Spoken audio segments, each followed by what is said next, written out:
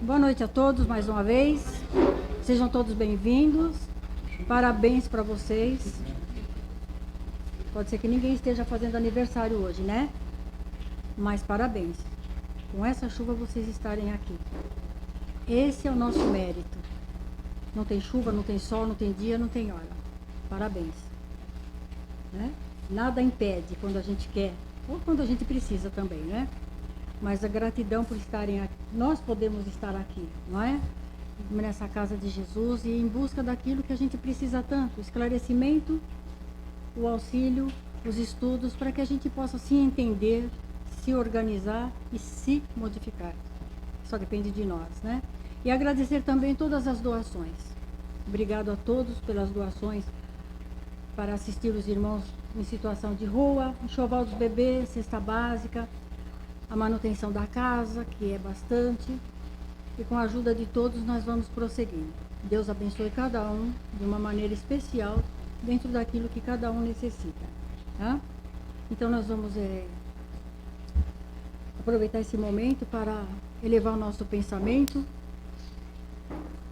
e nos ligarmos com o plano maior, dentro do nosso coração, da nossa mente, para que possamos usufruir da melhor maneira possível tudo aquilo que vamos ouvir esta noite, tudo que vamos vivenciar e receber, que Deus nosso Pai está permitindo e que Jesus nosso Mestre está nos oferecendo, esse banquete espiritual, esse alimento para o nosso espírito tão necessitado, tão carente de orientações de luz. Agradecer ao nosso anjo guardião, ao nosso mentor amigo que nos trouxe até aqui, para nos auxiliar nas nossas dificuldades, para nos mostrar que tudo tem solução. A doutrina espírita, esse consolador prometido, é uma luz em nossa vida, que não nos deixa em momento nenhum sem respostas e nos conduz no caminho do bem, mesmo com as nossas imperfeições e defeitos, porque se fôssemos todos perfeitos, não precisaríamos estar aqui na Terra, né? Estaríamos lá na esfera crística ou em algum lugar parecido. Se estamos aqui na Terra, é porque nós não somos muita flor, não. Então vamos agradecer esse momento, essa oportunidade de estarmos reencarnados aqui. E agradecer a Deus por nos dar essa oportunidade de aprender, de buscar, de nos fortalecermos para melhorar o nosso espírito tão endividado e tão imperfeito. E hoje nós temos o prazer de receber a nossa querida Eliana, também uma maravilhosa que se dedica ao estudo da doutrina, tem programas na web e rádios, e está fazendo a sua parte também para divulgar essa doutrina maravilhosa, para que um dia nós possamos realmente colocar em prática tudo o que estamos aprendendo. E com muita gratidão, Senhor, por estarmos aqui, nesta casa do Teu coração, nesse cantinho de luz que o Senhor nos preparou, que todos nós possamos nos sentir acolhidos, abraçados pelos mentores amigos,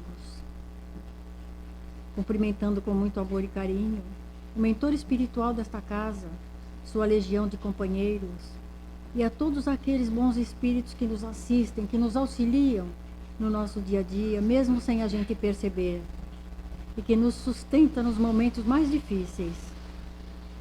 E com muita gratidão, Pai, pedimos licença para iniciar esse nosso encontro de amor, esse alimento, essa reunião maravilhosa em nome de Jesus.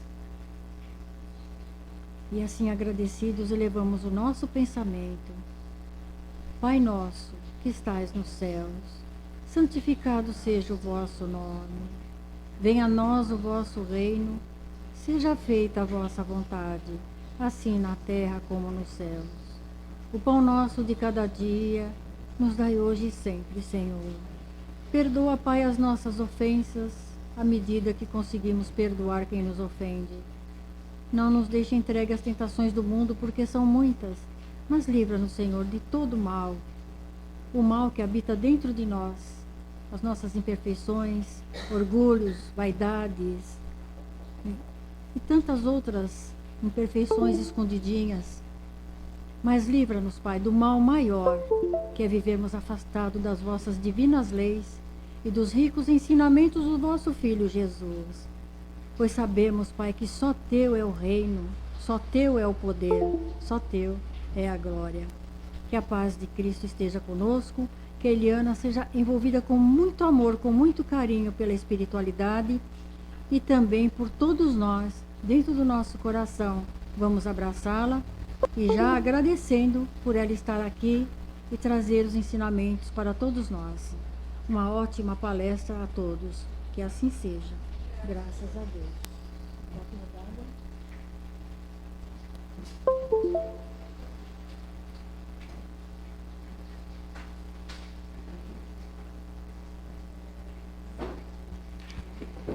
Boa noite a todos. Que Jesus nos ilumine e nos guie para que a gente possa apresentar esse tema da melhor forma possível. Hoje a gente vai falar sobre a parábola do grande banquete, ou também conhecida como a parábola de bodas. Então a gente vai começar a estudar um pouquinho o contexto antes da parábola para a gente saber como é que era o cenário antes de Jesus e aí por que ele está falando sobre esse banquete que vai simbolizar aí o casamento. Bom, então o panorama geral antes de Cristo era que a maioria do pessoal, dos povos, né, exceto os hebreus, eram idólatras. Então eles acreditavam em vários deuses e eles idolatravam vários deuses, por isso também eram politeístas. Associavam alguns atos obscenos, como beijar imagens, realizar sacrifícios humanos. Pais sacrificavam os próprios filhos como ofertas. Isso está em Jeremias.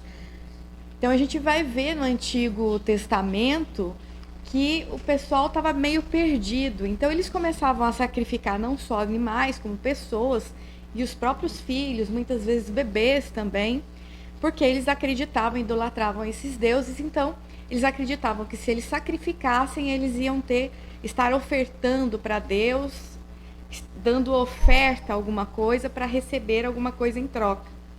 E eles acreditavam que esses sacrifícios eram necessários e que Deus gostava. Então eles continuavam fazendo. Existia a ideia de um Deus único, mas ainda era oculto e não era amplamente aceito por todos. Os hebreus, então, são os primeiros a praticarem o monoteísmo. Eles acreditavam no Deus único, portanto, era um povo e foi um povo escolhido, porque eles já tinham o conhecimento de Deus, que era um ser único, mas eles acabam negligenciando a lei moral em favor das práticas externas.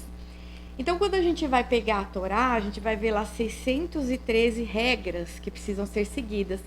E lá também existem as leis morais, amar o próximo como a ti mesmo, não cobiçar a mulher do próximo e várias outras leis morais para seguirem. Porém, eles negligenciaram porque eles ficaram com foco apenas nas práticas exteriores. Então, quando comer, eles tinham que lavar as mãos, começando do cotovelo para frente, tinha que ser a mão direita, a esquerda. Quando a pessoa chegava, precisava lavar os pés, e aí tinha todo um ritual para lavar pés. Existiam as proibições, que eles não podiam comer espigas, por exemplo, se fosse a espiga fresca e tivesse caído no chão, eles não poderiam trabalhar aos sábados. Então, tinham vários rituais que eles acabaram focando e esquecendo das leis morais. E aí é onde esse povo começa a se perder. Então, vai espalhar a incredulidade, e aí Jesus surge, trazendo uma nova aliança. Jesus, então, vai se referir a uma nova aliança, porque no Antigo Testamento, Deus falava com os profetas através de uma aliança, simbolizando então um casamento. Por isso que a aliança entre o Criador e a criatura seria o simbolismo da fidelidade. E aí Jesus retoma esse termo e vai trazer essa nova aliança, que é para chamar os judeus a observar as leis morais e revelar novos horizontes espirituais. Então aí Jesus vem trazer vários conceitos novos que foram vistos pelos hebreus como transgressão da lei. E quando você pega a Torá, essa transgressão da lei, quando alguém transgride, existem vários métodos de punir aquele transgressor, né? Ou queimando, ou enforcando, ou apedrejando. Então eles estavam mais preocupados em observar a transgressão da lei do que realmente seguir as leis morais. A narrativa da parábola das bodas ou do grande banquete vai se passar então em Jerusalém, vai ser antes da Páscoa. Jesus estava prestes a ser crucificado e estava em conflito com as autoridades religiosas judaicas, que o viam como uma ameaça. Então aqui, Jesus vai trazer esse conflito. Por quê? Ele traz ideias renovadoras. A ideia que o Cristo traz nesse período aqui de Páscoa é um período de muita movimentação em Jerusalém. Período religioso, as religiões judaicas e também as autoridades que estavam lá. Fica piscando, né? Mas então aí naquele momento vai ter um choque, porque tudo que Jesus pregava não condiziam com o que eles acreditavam, com os bens materiais, a riqueza, isso também que os judeus estavam seguindo. E aí ele vai ser visto como um transgressor. E aí começam a armar politicamente uma emboscada para ele.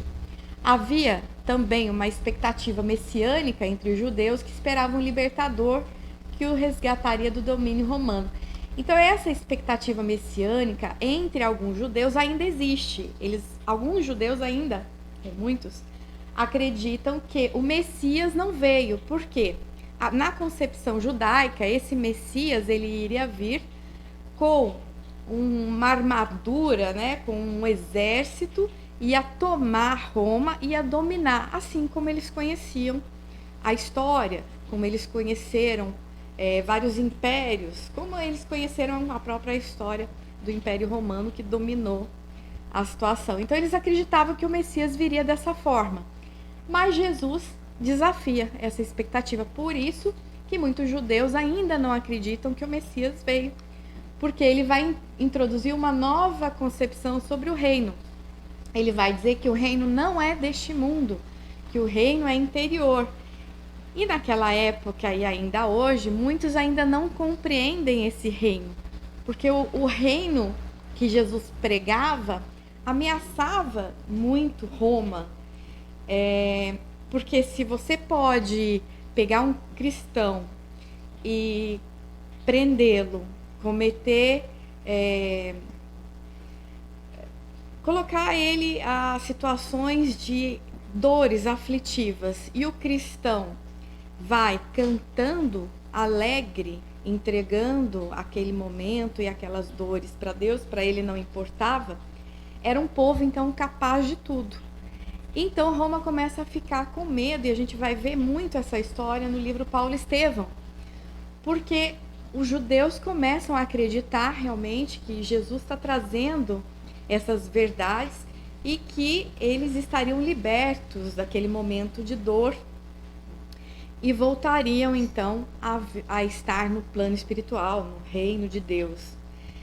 Então eles não tinham medo de morrer, eles não tinham medo de perder as suas vidas, de se entregarem. E aí, quando as pessoas não têm medo de nada, Roma começa a ficar com medo do que poderia ser feito com eles, ou o que eles pudessem fazer. E aí começa um conflito político. Aqui, agora a gente já vai começar a entrar na parábola, só para a gente entender o contexto cultural do casamento judeu. No casamento judeu, primeiro que é o pai que vai resolver toda a festa de casamento, ele que vai organizar tudo. E o convite de casamento é um convite, é um ato solene, mas representava honra e inclusão. Então só era convidado realmente a nata da sociedade. Só era convidado os intelectuais, aqueles que detinham poder, aqueles que tinham intelecto. Então a gente vê que o convite era um convite que as pessoas recebiam com muita honra, porque eles já estavam preparados para participarem do banquete. E aí a gente vai entrar na parábola de fato. A parábola diz o seguinte, Jesus vai colocando aqui em resposta, Jesus lhe falou em parábolas dizendo: o reino dos céus é semelhante ao homem rei que preparou as bodas do seu filho e enviou os seus servos a chamar os convidados para as bodas, mas esses convidados não quiseram vir. Novamente enviou outros servos, dizendo: dizei aos convidados, eis que o banquete está preparado, e os meus bois e cevados abatidos, e tudo pronto, vinde para as bodas. A gente está estudando Mateus. Jesus continua dizendo: mas eles se foram, sem se importarem, um para o seu próprio campo, outro para o seu negócio, e o restante, agarrando seus servos, os ultrajaram e mataram. Então, a gente já vê que aqueles primeiros convidados, além de não irem, alguns deles ainda ultrajaram e mataram esses servos. O rei, então, fica irado e, enviando suas tropas, exterminou aqueles assassinos e incendiou a cidade deles. Aí aqui a gente começa...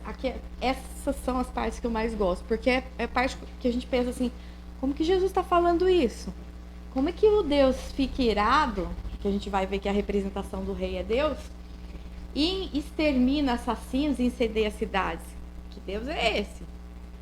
E aí a gente já vai entender o simbolismo disso. Então, diz aos seus servos: as bodas estão prontas, mas os convidados não eram dignos.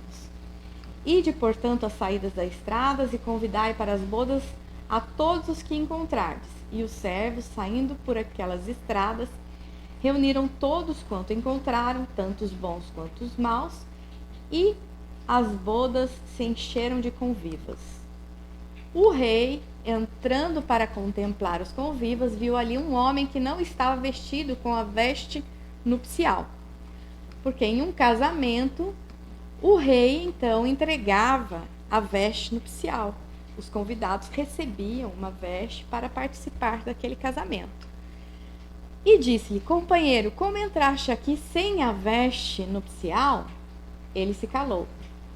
Então o rei disse aos servidores: depois de amarrar os seus pés e suas mãos, lançai-o para fora, nas trevas exteriores.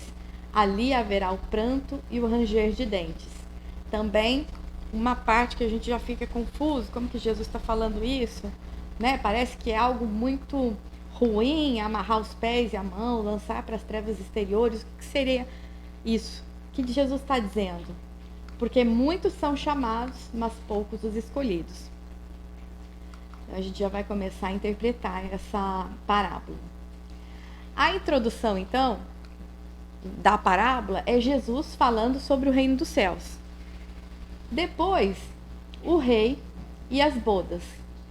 Um rei prepara um banquete de bodas para o seu filho e aí vai convidar os primeiros convidados, que se simbolizam aqui os religiosos, aqueles que não aceitaram o convite. A reação desses religiosos, né, os convidados, é a distração e a violência. Então, lembrando do contexto, os primeiros convidados, simbolizando aqui na parábola que Jesus vai se referir, são os hebreus. Eles foram os primeiros a ter essa concepção do Deus único, mas a gente viu que eles se perderam ali e estavam observando apenas a parte externa da lei, as punições, as proibições, e esqueceram das leis morais. Eles se distraem, né? E acabam sendo violentos com os servos do Senhor. E aí, a ira do rei vai ser o extermínio dos assassinos e a queima da cidade. E a gente vai ver que nada mais é essa ira do rei, o simbolismo da lei de destruição, que o Espiritismo vai trazer a chave do entendimento para a gente conseguir compreender essa parábola. E depois, já que esses convidados não aceitaram, ele faz um novo convite. Ele convida bons e maus. Aí a gente lembra também do missionário, Jesus, né, o Messias, que veio convidar todos aqueles que estavam à margem dos caminhos, né? As viúvas, as mulheres, os leprosos, os doentes, todos aqueles que eram rejeitados pela sociedade. E a gente vê nessa parábola que existe uma vestimenta específica que o convidado tem que vestir. Um homem vai sem essa veste, a gente já vai compreender depois. Depois, a parábola fala que existe uma consequência da falta dessa veste, e a consequência é a expulsão dessa pessoa sem a veste nupcial. E a gente vai ver mais para frente que nada mais é do que simbolismo da lei de causa e efeito que o Espiritismo vai nos explicar. Então, sem o Espiritismo, é muito difícil compreender essa parábola, porque se a gente for ler ao pé da letra, ela não tem sentido nenhum. Então, precisava de chaves para que a gente pudesse compreender com profundidade o simbolismo dessa parábola. E aí, a mensagem final: muitos são chamados, mas poucos os escolhidos. Então, é esse panorama que a gente vai começar a trabalhar nessa noite. E aí, vocês vão ver que essa parábola fica bem mais clara e bem mais simples da gente compreender. Aqui a gente vai entender, então, que o pai do noivo da parábola simboliza, então, a presença de Deus. Então, ele está falando ali que Deus é o pai desse noivo. O filho é o Cristo, porque o Cristo é fiel às leis de Deus. Os servos ali simbolizam todos os missionários de todos os tempos da humanidade que vieram aqui passando trazendo boas notícias, a boa nova. E esses servos muitas vezes foram massacrados, foram mortos. A noiva simbolizando aqui nós, a criatura, que vem receber essa mensagem. E aí a gente vai ver que o simbolismo do casamento entre o noivo e a noiva é a aliança, a nova aliança da criatura, nós aceitando o noivo, o Cristo, como aliança de fidelidade a Deus. Então, o simbolismo dessa parábola era para representar, naquela época, de forma com que eles pudessem entender, que simbolizava, então, aquele banquete nupcial, uma preparação que Deus estava fazendo de forma a convidar a todos para esse banquete, mas que existiam algumas regras para a participação desse banquete e que muitos não aceitaram. E aqueles que aceitavam, então, iriam ter essa nova aliança com Deus, iriam ter uma nova chance dessa aliança. Os primeiros convidados a gente simboliza aqui como o povo hebreu, mas também, trazendo para os dias de hoje, os religiosos, que são todos aqueles que já detêm o conhecimento da palavra, mas acabam focando nos meios exteriores, nas regras, ao invés de focar nas leis morais. O banquete é todo o recurso que Deus traz para a iluminação da criatura. Então, contempla todos os missionários que vieram, todos os livros, todos os escritos de todos os tempos, para que a gente pudesse compreender essas verdades. E a festa, então, é o final do banquete, né? É a comunhão entre a criatura e o Criador. Então, após dessa aliança conquistada, nós iremos todos para essa comunhão com Deus. Mas a gente vai estudar um pouquinho sobre essas regras. Vamos falar um pouco sobre os convidados indignos, os religiosos. E isso é muito importante para a gente entender o contexto aqui que Jesus vai dizer: em verdade vos digo que os publicanos e as meretrizes entram adiante de vós no reino de Deus. O que Jesus está dizendo aqui? Os religiosos, aqueles convidados indignos, simbolizando hoje também todos aqueles que detém conhecimento sobre a palavra do Cristo. Cuidado, tá? Porque os publicanos aqui representam aqueles que andam ainda com uma vida muito errada. As meretrizes, aqueles que não obedecem à lei, aqueles que não têm religião, aqueles que são gentis, que estão no mundo, vivendo os prazeres do mundo. Os publicanos que estão praticando coisas ilícitas ou erradas. Então é um simbolismo. Ele está dizendo aqui, cuidado, esses vão entrar ainda adiante, antes de vocês religiosos no reino de Deus. Isso é um pouco preocupante. Porque ele está dizendo que é o seguinte, se vocês continuarem com o mesmo pensamento dos hebreus, observando apenas as regras e não a caridade, a fraternidade, o amor, as leis morais, amar ao próximo como a ti mesmo, o perdão, a misericórdia, observando todas essas características e colocando isso em prática, cuidado, porque estes aqui que estão com a vida errada, que não têm religião, muitas vezes são convertidos de um dia para o outro, porque eles entendem, naquele momento eles não tinham conhecimento, mas quando têm, eles realmente se convertem e buscam praticar esse amor. Então isso é para que a gente reflita um pouco, porque quando a gente às vezes entra em alguma religião, e eu não classifico o espiritismo como uma religião, porque a nossa religião deveria ser e deve ser o amor, e a nossa doutrina, o espiritismo, que é um conjunto, né, de ideias que a gente segue. Então, tudo isso deve ser observado para que a gente possa ir se melhorando. E muitas vezes a gente entra nesses caminhos religiosos e começa a se sentir um pouquinho melhor. E quando a gente se sente um pouquinho melhor, às vezes a gente se sente acima dos outros. E a gente começa a segregar. Eu tenho contato só com os espíritas, né? As outras religiões não são boas, ou eu critico, ou eu não tenho amizades, ou eu acho que a gente é melhor do que os outros. Então a gente começa a segregar, né? E todos nós, como a gente entra numa doutrina que a gente fica muito feliz e a gente quer aquele proselitismo, trazer outras pessoas para conhecer o espiritismo e tudo mais, às vezes a gente entra nesses caminhos. E por isso é muito importante a necessidade do autoconhecimento, de sempre ficar observando quem você é e quais atitudes que você está tendo. Muitas vezes, se a gente se perguntar qual é a minha intenção em dizer isso ou fazer aquilo, nós vamos ter a resposta dentro da gente.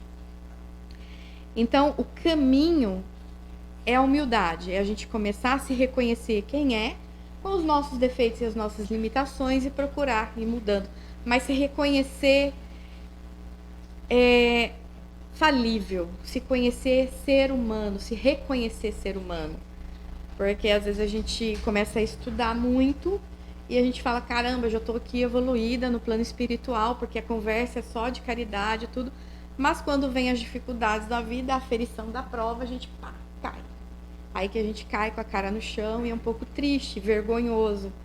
Então é sempre bom a gente ficar se refletindo sempre para saber qual caminho que nós queremos chegar, mas aonde nós também estamos, para que a gente não se sinta superior e aí a gente caia, como os hebreus caíram, né? Achando que a gente pode ditar regras, criticar, julgar, quando não é isso que Jesus veio fazer e veio trazer para a gente aqui. O que aconteceu com aqueles convidados indignos? A gente se lembra? O rei ficou irado e enviaram as tropas de extermínio.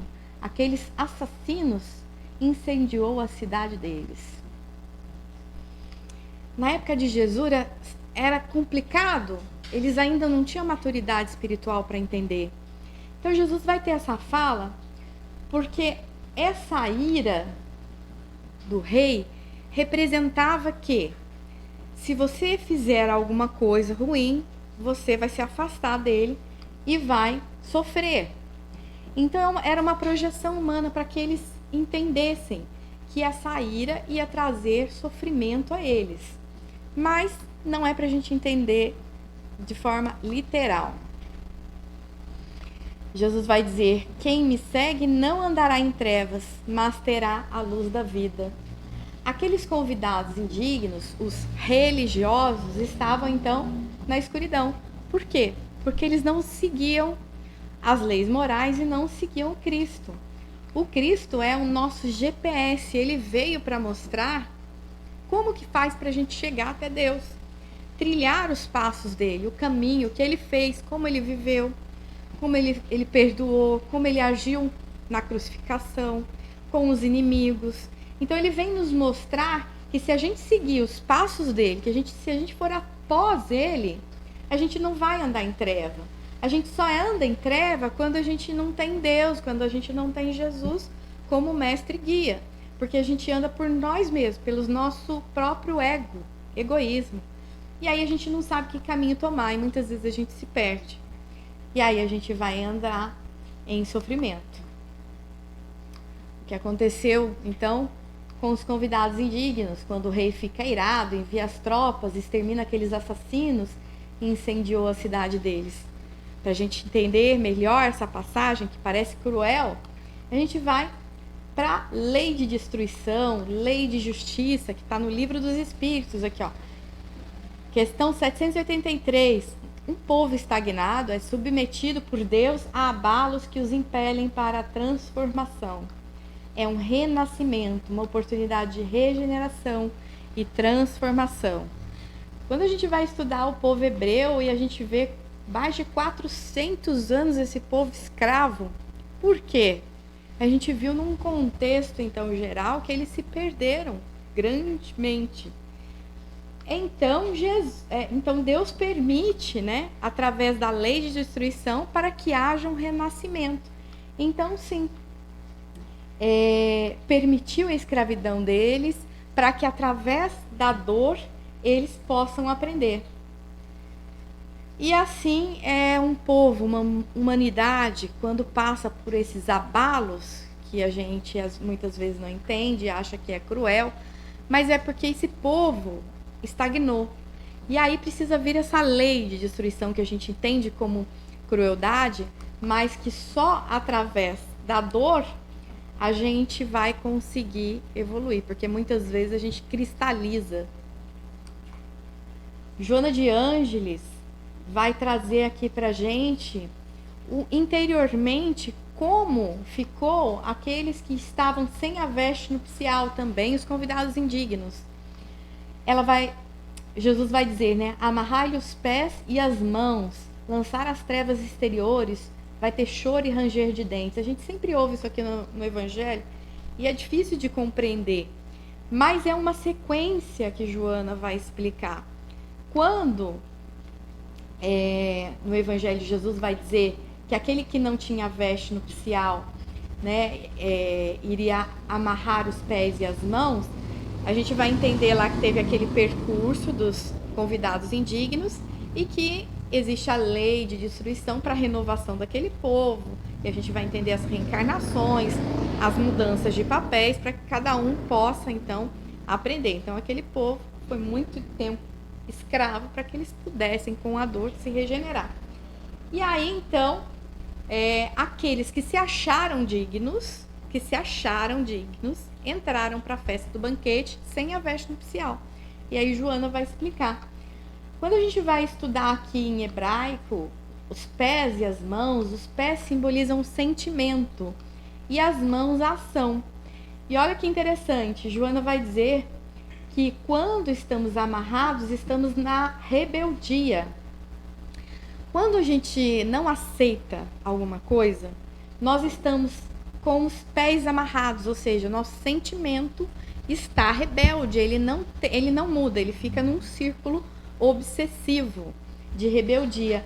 E as mãos também, a ação, porque você não consegue fazer nada a não ser chorar, sofrer, pensar interiormente mesmo, sentir aquela dor e às vezes, muitas vezes, entrar em depressão porque você está rebelde. Então aqui você entra numa região sombria e profunda de sofrimento interiormente.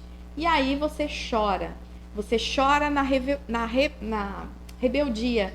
Quando a gente simboliza essa rebeldia, por isso que a gente entende aqui, ó, choro e ranger de dente. Quando eu estou rebelde, Parece que o sofrimento é algo insuportável. Então, se reflete através da culpa, que se encontra em forma de tormento ou remorsos. E aí eu fico naquele ciclo de culpa, de remorso.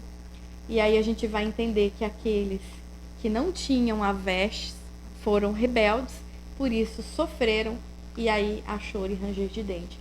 E aí o processo da lei de causa e efeito pode simbolizar que as trevas exteriores, como a própria reencarnação, ou mesmo como a conexão com a espiritualidade, que é afim, está passando pela mesma situação de rebeldia, ou muitas vezes na erraticidade, como mostra aqui André Luiz, que foi para o mesmo lugar onde as outras consciências também eram rebeldes. Então a gente cria dentro da nossa mente um ambiente interno de rebeldia, dor, sofrimento. Por isso a gente chora e range os dentes. Por isso a gente se conecta com obsessores, e por isso que no plano espiritual também, quando estivermos lá, estaremos conectados a todos aqueles que estão na mesma faixa vibratória. Por isso, este convidado era indigno. Ele não tinha se esforçado para chegar lá. Ele não tinha a iluminação que necessitava para estar no banquete. Ele se achava o bonzão, o melhor. Ele se achava o religioso que conhece a Bíblia e a Torá de cabo a rabo, e por isso ele merecia o céu. Então, cuidado com algumas interpretações que dizem que se você aceitar Jesus, você vai receber o reino dos céus. Que se você fizer isso ou aquilo, você chegará no reino dos céus. Se você comprar, às vezes, um terreno, você chegará lá. Vai chegar sim, mas com esforço próprio. Então, olha só que rico é essa parábola. Ninguém chega ao reino dos céus sem merecimento, sem esforço. Esse livro, Memórias de um Suicida, eu indico para todos aqueles que necessitam e que passam por situações difíceis de depressão. É um livro curativo, é um livro de cabeceira. No Livro dos Espíritos, questão 621, onde está escrita a lei de Deus, a gente já vai ter a resposta, que é na consciência. E olha o que Dona Ivone vai falar. Na verdade, a psicografia de Dona Ivone, mas pelo espírito Camilo. Só que aqui, essa fala é do padre Anselmo, que é um padre que está na Legião de Maria e está explicando a situação. Então, ele vai dizer aqui que a punição, o castigo, que a gente está vendo também na parábola, o próprio delinquente os traz dentro de si, com o inferno em que se converteu sua consciência ininterruptamente, processo obsessivo. Ele fez várias vezes, conflagrado por 1000 diferentes aflições. Ele próprio é que se julgará em si mesmo e aplicará as punições. Olha que interessante. Porque a gente acha, quando lê a parábola, que esse rei é Deus e que ele vai punir a gente. Quem pune? A nossa consciência. É ela que nos pune. Por quê? Porque a lei de Deus está escrita. Ninguém foge da lei. Então, às vezes a gente vê, uma pessoa está transgredindo a lei humana, uma pessoa está fazendo mal, está, maledicência. Então, a gente vê pessoas que muitas vezes estão corrompidas ou corrompendo, e às vezes a gente fica com medo de tal atitude, ou se preocupa demasiadamente, e a gente esquece que a lei divina está na consciência de cada um. Embora a pessoa não tenha consciência ainda, vai se manifestar, porque ela vai viver um inferno interior. Que inferno é esse? E aí, entrando um pouco na psicanálise, Freud vai comprovar que muitas das vezes nós somatizamos sentimentos que são excluídos da consciência. Então, embora eu não seja consciente, o inconsciente fala através de mim, trazendo dores, dor de cabeça, dores no corpo, doenças, pode se manifestar através de doenças físicas, psíquicas, mentais, emocionais. Tudo isso é um inconsciente nosso querendo falar que muitas vezes nós transgredimos essa lei, mas não está consciente. Por isso é muito importante o nosso trabalho interior de autoconhecimento e muitas vezes também procurar um profissional da psicanálise ou psicologia para que esse inconsciente se torne consciente e a partir disso a gente possa ir modificando as nossas atitudes automáticas e instintivas e reconhecendo e conhecendo quem somos nós. Então, no Código Penal aqui da vida futura, se a gente acha que tem um Código Penal aqui para os seres humanos, né? Também existe na vida futura. Porque o espírito vai sofrer segundo o que fez. Está no livro Céu e Inferno. Por quê? Porque assim ele compreende melhor e corrige. E aí todo o mal praticado é uma dívida contraída na nossa consciência, que terá que ser paga. Por quê? Porque a consciência não fica em paz. Você sente a necessidade de fazer algo, de fazer o bem para reparar o mal que você fez.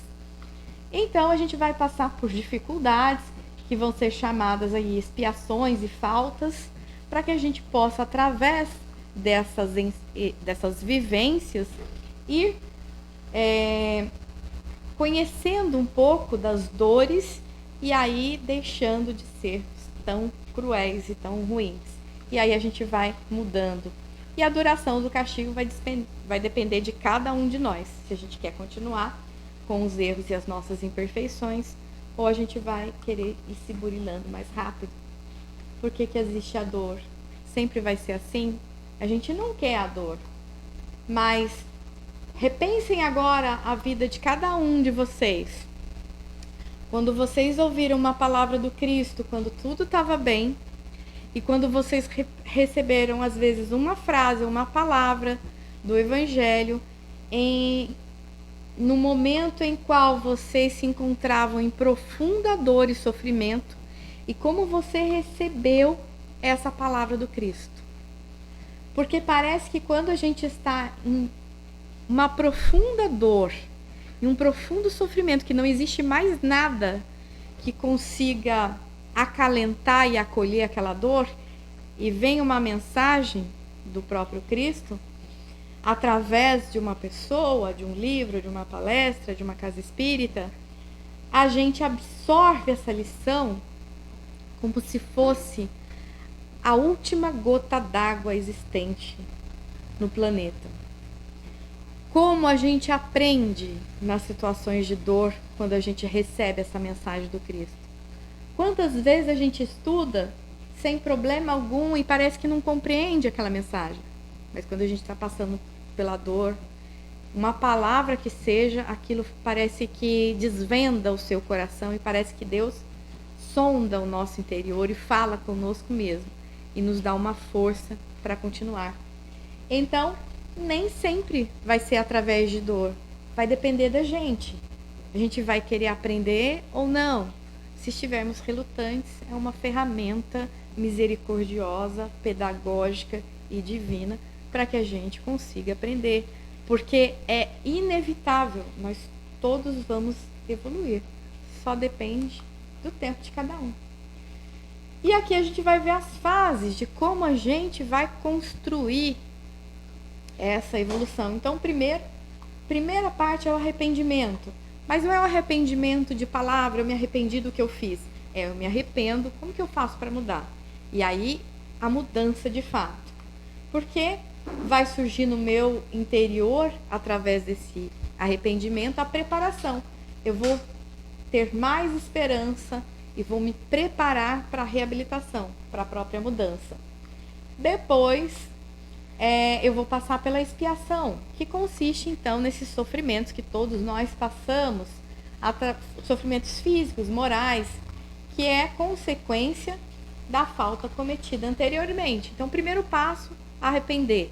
Eu me preparo, então muitas vezes lá no plano espiritual, eu faço um planejamento de como vai ser aqui para que eu possa evoluir. E aí vou passar por essa dificuldade física, financeira, moral, né? Fui traído, agora eu traí, agora eu vou ser traído para sentir como é que é. E assim, Deus vai nos colocando em circunstâncias para que a gente possa ir aferindo, né, como que é essa dor e não cometendo-a novamente. Então, o primeiro passo a arrepender é a expiação, passar pelos sofrimentos, mas existe também a terceira parte, a reparação. São 3 fases que todos nós vamos passar. A reparação, então, consiste em praticar o bem para aquele que te fez o mal. E aí a gente lembra das famílias, né? A gente vê as famílias e fala, gente, eu não sei o que eu vim fazer com essa família. Eu só tenho inimigo na família. Ou então é um filho difícil, é um marido difícil, é uma esposa complicada, são pais, avós, que a gente vê só pode ser inimigo de outra vida. Reparação. Ora eu venho como filho, ora eu venho como pai. Mas eu preciso, porque eu me arrependi, eu planejei, passei pelas situações difíceis, agora eu escolho vir como pai daquele ser difícil, daquela criança difícil, ou vim como filho para sustentar aquela família, aquele pai, ensinar, porque eu preciso reparar todo o mal que eu fiz a ele. Então, inevitavelmente, nós vamos passar por essas 3 fases. E aí a gente vai chegando já para o final da parábola, onde Emmanuel comenta que é muito perigoso convencer-se quanto à verdade espiritual pelo raciocínio, sem converter-se a ela pelo coração. E a gente já vê que a chave do entendimento dessa parábola, que Jesus está dizendo para a gente adquirir essa veste nupcial, é o coração. É através da transformação dos sentimentos em amor, em compaixão, em perdão, que a gente vai conseguir se converter. Por quê? Muitos são chamados, muitos se convencem. Olha aqui, poucos escolhidos, poucos se convertem. Quem são os chamados aqui? Todos nós. Todos nós estamos convencidos sobre o Cristo, sobre Deus, as verdades, e todos nós estamos estudando e refletindo sobre eles. Mas por que poucos são os escolhidos? Não é porque Deus escolhe um ou outro e ele diferencia, aquele é melhor do que este, mas porque poucos se convertem. Poucos aceitam a própria cruz. A cruz aqui do Evangelho a representar a carga de nós mesmos, da nossa própria limitação moral, das nossas próprias imperfeições, daqueles que convivem conosco que sentimos que não conseguimos conviver. Então, poucos abrem o seu coração para realmente perdoar, aceitar o outro, para conviver, para tolerar, para amar, para orar por aqueles que nos caluniam, nos perseguem, por amar os nossos inimigos. Então, convencidos todos nós estamos, mas será que nós estamos convertidos ao Cristo? Essa fica a reflexão, porque nós todos somos chamados para a luz. Mas para chegarmos a termos a iluminação espiritual, a gente precisa trabalhar. E que trabalho é esse? Senão o estudo, a reflexão espiritual, a oração, o serviço ao próximo, o autoconhecimento, a prática do sentimento, o amor, a fraternidade, do perdão, da misericórdia. E após isso, a nossa iluminação é testemunhar, através das provas, tudo aquilo que já conquistamos de virtudes interiormente. Deus vai aferir, como num colégio, que para que a gente passe de ano, precisa da prova, para saber se de fato nós aprendemos. E muitas vezes verificamos que esse aprendizado ficou no campo do intelecto e não no campo do coração. E aí muitas vezes a gente se frustra e a gente fica triste, envergonhado, porque imaginávamos que seríamos uma pessoa, quando na verdade às vezes a gente está gritando com alguém, sendo intolerante ou tendo certos tipos de pensamento que não são caridosos nem fraternos. E a gente fica um pouco triste, Às vezes a gente vê isso muito nos outros e não na gente, e começa a julgar o outro, de forma muitas vezes cruel, a condenar, porque aquela casa fulano faz isso, ciclano faz aquilo, então eu não frequento mais. Então nós nos colocamos em lugar de juízes, julgando o próximo. Muitas vezes, quando a gente critica e julga, na verdade a gente consegue ver a sombra que existe no outro, mas não a que existe em nós. Gustavo Carl Jung vai dizer que todas as vezes que a gente julga e critica alguém, é um ponto que precisa ser curado dentro da gente, porque a gente projeta no outro aquilo que existe na gente, mas eu não consigo enxergar, mas no outro eu enxergo. Só que é muito fácil criticar e julgar os outros, mas muito difícil olhar para si mesmo. Ninguém quer ver as suas próprias sombras e quem é. É muito mais fácil a gente criar um personagem e acreditar nisso. Só que quando a gente for embora, a gente vai se arrepender muito de não ter utilizado esse tempo que nos é dado, para que a gente possa, de fato, ir construindo virtudes, mudando os nossos sentimentos e os nossos pensamentos. Isso não quer dizer que a gente vai mudar de um dia para outro, mas que o trabalho precisa ser feito e deve ser feito todos os dias. Passar em vista, como Santo Agostinho disse, todo o teu dia, o que você fez, o que foi bom, o que não foi bom, e começar a analisar se o outro fizesse isso, eu gostaria ou não, e assim a gente vai começando a se conhecer um pouco mais. Porque o escolhido é aquele que se fez digno de entrar no reino pelo seu esforço. Não é escolhido por Deus, é escolhido por Ele próprio, pelo esforço que Ele faz em seguir o Mestre, seguir Jesus. Através da prática do bem, que não é fácil, que a preparação desse grande banquete começa com a humildade. A gente vai olhar as bem-aventuranças aqui, é a escada para a conquista dessa veste espiritual, dessa túnica nupcial. Então, primeiro campo, a humildade que a gente precisa ter. Depois, resignados, pacíficos, justos, misericordiosos, puros de coração, pacificadores. E aí a gente vai receber a coroa. Que coroa é essa? Dos perseguidos. Aí fica contraditório, né? A gente vai trabalhar tudo isso interiormente para a gente receber a coroa dos perseguidos. Vamos lembrar da parábola? Aqui, na verdade, nas bem-aventuranças, Mateus capítulo 5, versículo 12, alegrai-vos e regozijai-vos, porque é grande a vossa recompensa nos céus, pois assim perseguiram os profetas anteriores a vós. E aí a gente vai lembrar da parábola, aqueles primeiros servos missionários que vieram trazer a mensagem e que os convidados mataram, crucificaram, muitas vezes com requintes de crueldade, perseguiram. Mas, quando chegarmos a esse ponto de sermos perseguidos por conta do Cristo, então, de fato, reconheceremos que teremos conquistado, então, a veste nupcial, o nosso perispírito puro.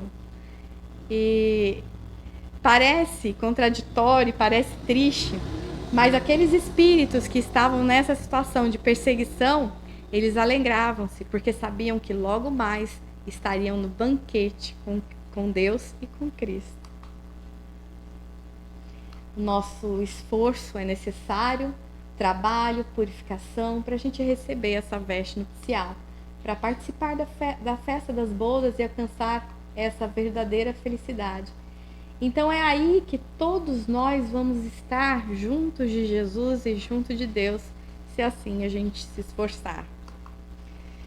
O banquete está preparado, os meus bois e cevados abatidos, disse Jesus. Deus nos convida e tudo pronto. Deus nos chama. Vinde a mim. Vinde para as bodas. Essa é a mensagem do banquete. Que todos nós possamos compreender essa mensagem, que de fato precisa ser conquistada através do nosso próprio esforço, autoconhecimento e prática dos preceitos de Jesus, o perdão, a bondade, o amor, a caridade, a fraternidade, a misericórdia, incessantemente, para que através das experiências, as provas que passaremos, sejam aferidas das virtudes que já conquistamos e aquilo que a gente precisa trabalhar ainda mais. E através desse esforço, estaremos todos juntos um dia com o nosso querido Pai e com Jesus. Que a gente possa ficar com Ele hoje e sempre. Graças a Deus.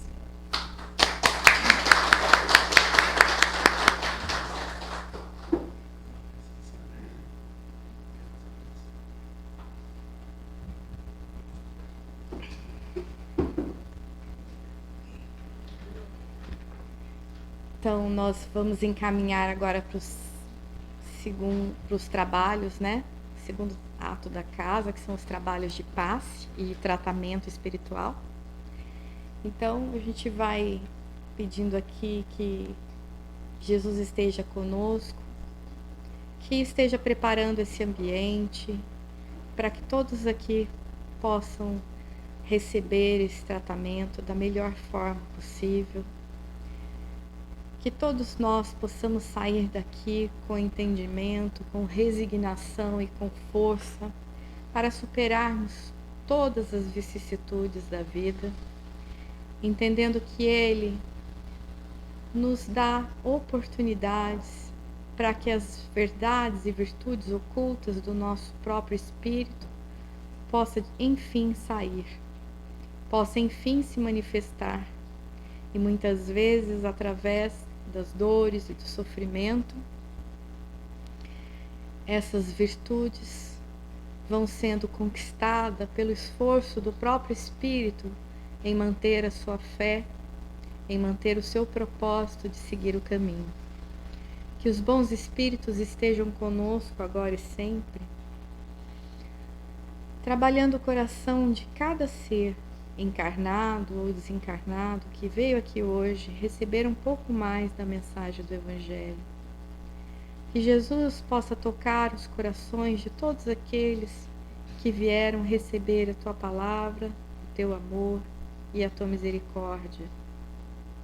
Que Ele possa falar individualmente ao coração e ao cérebro, à consciência de cada um, convidando-os ao banquete espiritual que está preparado para todos nós, e que Ele, o nosso Mestre querido, está nos aguardando para que possamos comungar da felicidade verdadeira com o nosso Pai amado. Que possamos nos fortalecer na fé, na esperança, na resignação, que a gente possa ir focando nas verdades do Cristo, no amor, na misericórdia, no perdão, que possamos praticar essas verdades, muitas vezes conosco mesmo, que possamos nos perdoar, nos amar cada vez mais, como criaturas divinas de luz e merecedoras deste banquete, que cabe a nós apenas o esforço de um passo a cada dia na evolução para a eternidade. Que o Senhor esteja aqui nos motivando com esperança para que possamos um dia chegar até Ti. E enquanto isso, Senhor, ampara-nos na caminhada da vida, nas dificuldades de cada um. Opera, Senhor, o Teu amor, o Teu perdão e a Tua misericórdia nas necessidades de cada indivíduo que veio aqui receber o Teu amor. Acolha-o, Senhor, em Seus braços, como uma criança que necessita de colo. E dê, Senhor, todo o Seu amor para todos nós que estamos aqui sequiosos de Ti. Que Deus, em sua infinita misericórdia e sabedoria, faça descer neste momento uma chuva de bênçãos, de graça e de luz, para que todos nós possamos receber o Teu amor e a Tua misericórdia. Que possamos então estar abertos a recebermos o passe desta noite. podemos mantermos em silêncio. E agora ela vai chamar um por um. Graças a Deus.